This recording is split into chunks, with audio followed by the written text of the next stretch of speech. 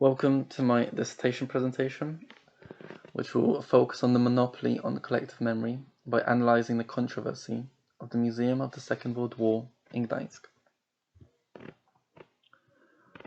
So, first off, let's start off by establishing why there is a controversy.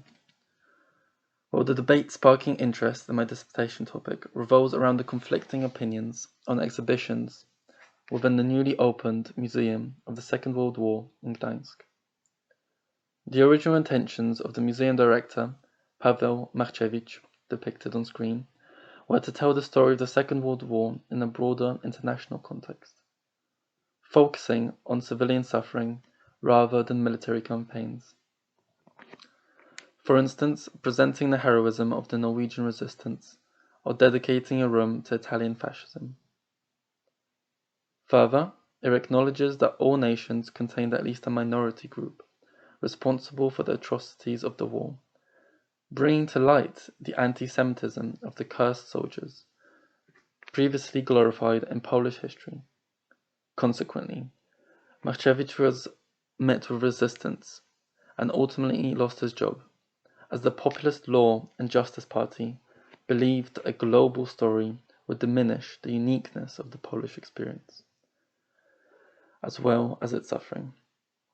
Instead, Minister of Culture, Piotr Gliński, advocated a narrative which emphasized aiding the Jews and depicting the role of the Polish Catholic Church.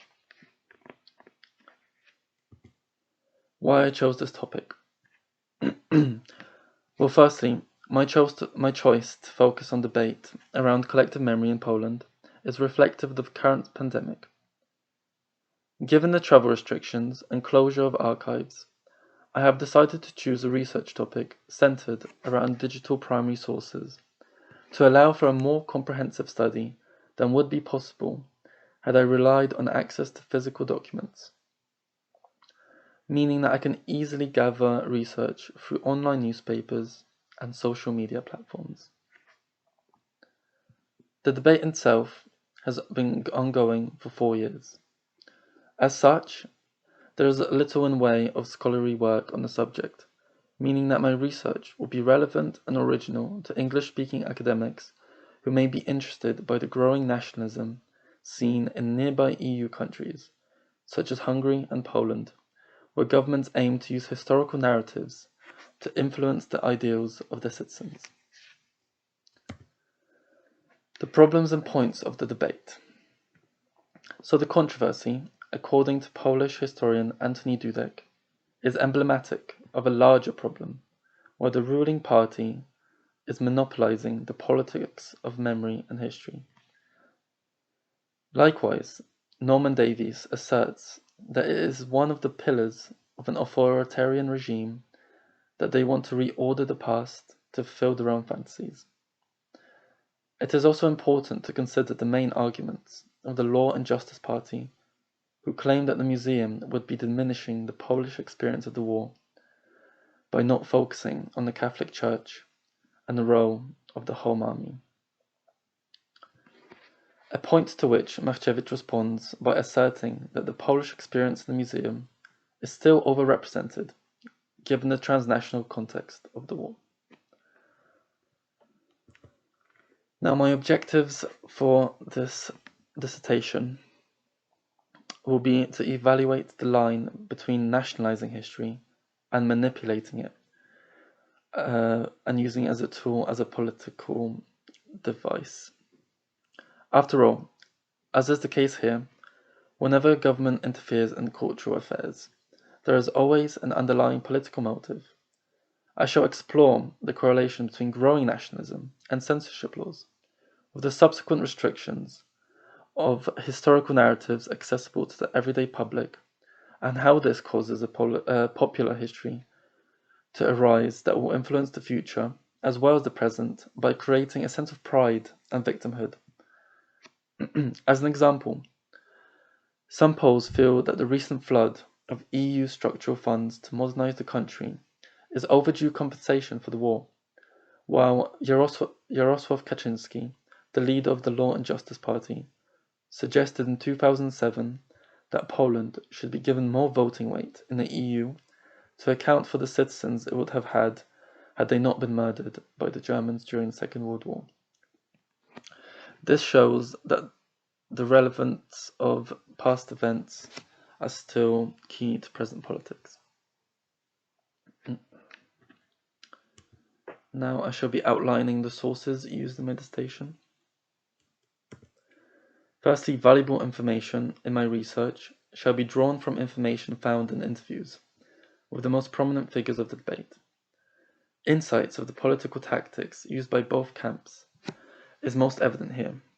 Interestingly, both sides draw into the emotive nature of the war to alienate and create aversion towards the other.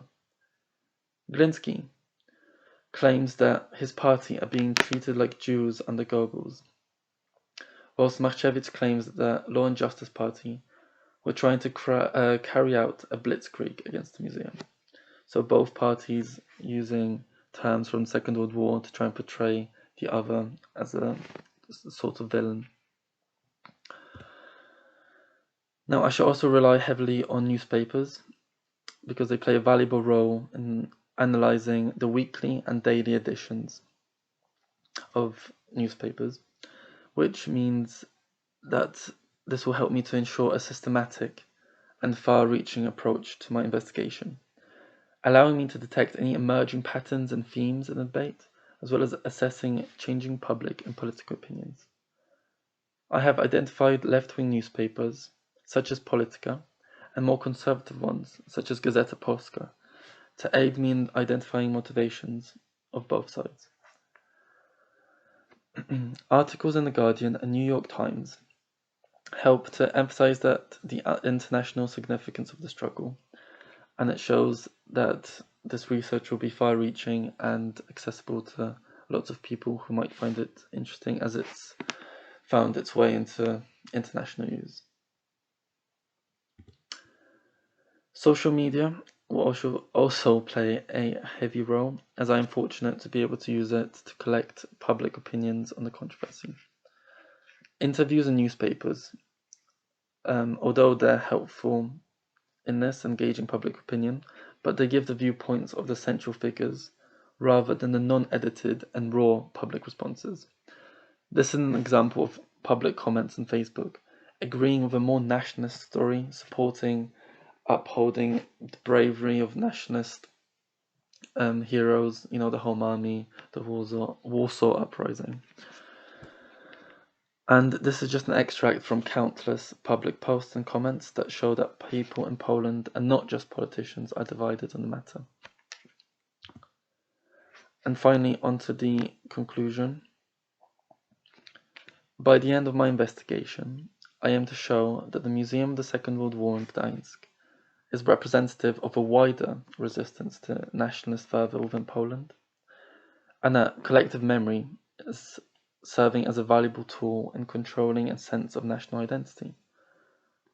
My conclusions will be drawn from academics, politicians, and the general public to see how each group responds to a politicized collective memory, as well as passing a verdict on whether the Law and Justice Party are crossing a line into authoritarianism, or whether the public deem them to be trying to preserve patriotism within the nation.